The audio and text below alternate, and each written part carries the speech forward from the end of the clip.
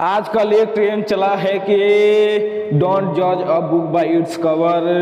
यह रियलिटी भी है कि हम बिना किसी को जाने उसके बारे में क्या क्या बोल जाते हैं, लेकिन हम उसके बारे में जानने की कोशिश तक नहीं करते।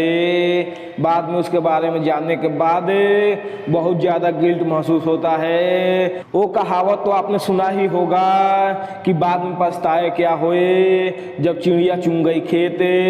ऐसी ही कहानी है एक डॉक्टर की, जिसे तत्काल सर्जरी के लिए बुलाए जाने के बाद जल्दबाजी में हॉस्पिटल में एंटर किया। उसने अपने कपड़े बदले और सीधा ऑपरेशन थिएटर ब्लॉक में गया। उसने लड़के के पिता को डॉक्टर के इंतजार में पाया। डॉक्टर को देखते ही लड़के के पिता ने कहा, तुम्हें आने में इतनी समय क्यों लगी? क्या आप जानते नहीं कि मेरे बेटे की जिंदगी खतरे में है? क्या आपको जिम्मेदारी का कोई एहसास नहीं है? डॉक्टर मुस्कुराया और बोला कि मुझे माफ़ करें, मैं हॉस्पिटल में नहीं था। कॉल आने के बाद जितना जल्दी हो सका था उतना जल्दी आया, और मैं चाहता हूं कि आप शांत हो जाइए ताकि मैं अपना काम कर सकूं। लड़के के पिता को गुस्सा आया और बोला, शांत हो जाऊं? अगर आपका बेटा अभी इस कमरे में होता तो आप शांत रहते। अगर आपका बेटा मर गया तो आप क्या करेंगे? सर्जरी में कुछ घंटे लगे, जिसके बाद डॉक्टर खुश हो गए और उसके पिता को जानकारी दी, और पिता के जवाब के इंतजार किए बिना ही वहाँ से चले गए और बोला कि अगर आपको कोई जानकारी चाहिए तो नर्स से पूछ ले। डॉक्टर के जाने के बाद लड़के के पिता ने नर्स से पूछा कि यह इतना घमंडी क्यों है? कुछ देर इंतजार नहीं कर सकता था ताकि मैं अपने बेटे के हेल्थ के बारे में पूछ सकूं? नर्स ने जवाब दिया, उनके आंखों में आंसू आ रहे थे। उनका बेटा कल एक सड़क दुर्घटना में मर गया।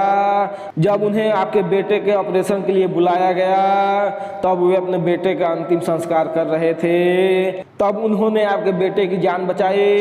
अब वह अपने बेटे का अंतिम संस्कार समाप्त करने गए हैं। मेरे दोस्त, बिना किसी के हालात को जाने बिना किसी के जिंदगी में क्या चल रहा है, उसके सामने किस तरह की प्रॉब्लम है, ये सब जाने बगैर किसी को भी बुरा भला मत बोलना मेरे दोस्त।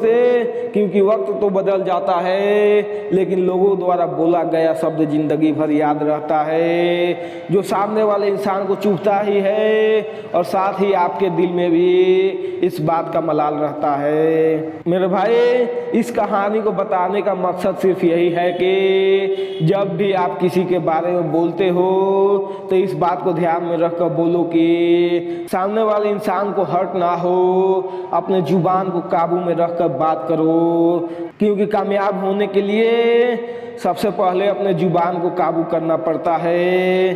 कब क्या बोलना है इस बात की जानकारी होना जरूरी है। जय हिंद।